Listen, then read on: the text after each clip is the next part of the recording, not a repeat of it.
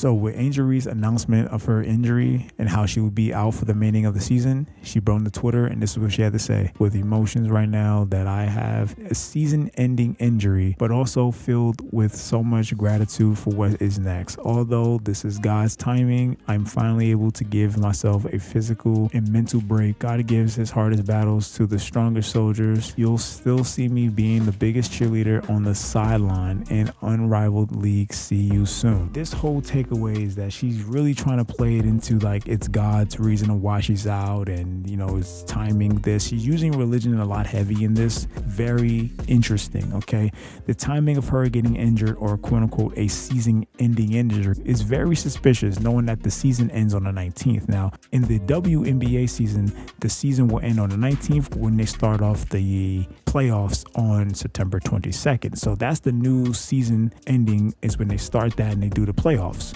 So we all know they're going to do the playoffs real soon. And after the season ends is when they announce who's going to be the rookie of the year. Who would have known that my last rookie season would have been shooting a three? She's trying to employ like, hey, even though I'm still going to be out the game, you can still vote for me as rookie of the year. And even in the photo itself is very telling itself, because she has a vote shirt on. So it's kind of like everything's explanatory here. Is pushing the agenda of her getting rookie of the year award, which I personally think Caitlin Clark should definitely win that, due to the fact that she played a phenomenal game this entire season. And not only just from Caitlin Clark's standpoint of bringing in so much attention to the league, and that should already get her award itself. Like, if anything, she should get a notoriety award for bringing in so much attention, viewership, money, etc. to the league. No one really cared a lot about the WNBA until she got there, and I feel like they owe her some type of like compensation for that. Like, she helped the league get to where it's at today, and it's evolving over time. So for her to go through this battle where she's getting snubbed from awards and a lot of people talking about her, the media is bashing her. You got women NBA legends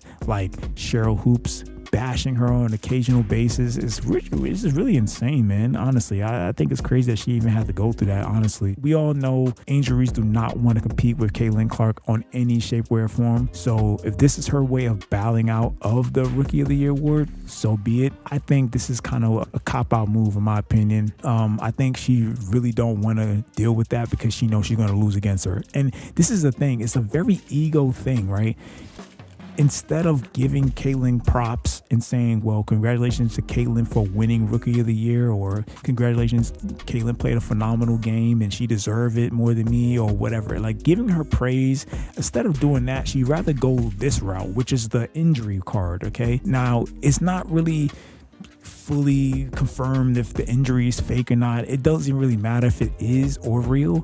It's just the fact that we know that this injury will be used as an excuse of why she didn't win Rookie of the Year, or if she did win Rookie of the Year, this will be another reason why she did. At the end of the day, I feel like Caitlin Clark might get snubbed this year. It sucks, man, because she really do deserve to win it. And if she do win it, it's not because she was injured, okay? That's another thing, too, because I see a lot of people going to be saying, oh, well, she only won it because Angel Reese wasn't nominated anymore, or she wasn't really in the runnings because of her wrist injury, and she's not playing anymore for the remaining of the season. That will be their scapegoat, is using the wrist injury, okay? So just pay attention to that. This can be used as a scapegoat just so she can lose, and she can be like, well, of course I lost against her. I lost because I didn't play for the rest of the season, or I had an injury. But yet she's promoting Unrivaled League. Now, Unrivaled League is another 3v3. It was co-founded Brenna Stewart. That's pretty cool. And she's promoting that because that's another league that's going on next year, I think. Yeah, January next year. So that's another 3v3 league that they're working on. So she's promoting that as well, too. But again, I just feel like the season is almost up. It's not that far away from the last few days before they start announcing who's going to be Rookie of the Year. So I think it's really odd that she just decided to come out with it now. And then with Chicago's organization, they didn't really say much about it, really. They just came out there and just confirmed that, yeah, he has a wrist injury, but it just seems very off. I don't know. It seemed like a very scheduled, scripted kind of thing they came up with, because she was already getting a lot of bashing of people saying she get her rebounds. Most of her rebounds are from her missing layups. So, and now she has a season-ending injury, knowing that Caitlin Clark been balling. That's something out that a here. lot of players don't want to do. A lot of people think it's because I get my own rebounds, but statistically it's not. A lot of people think it's because I'm the tallest on the court when I'm not the tallest on the court. So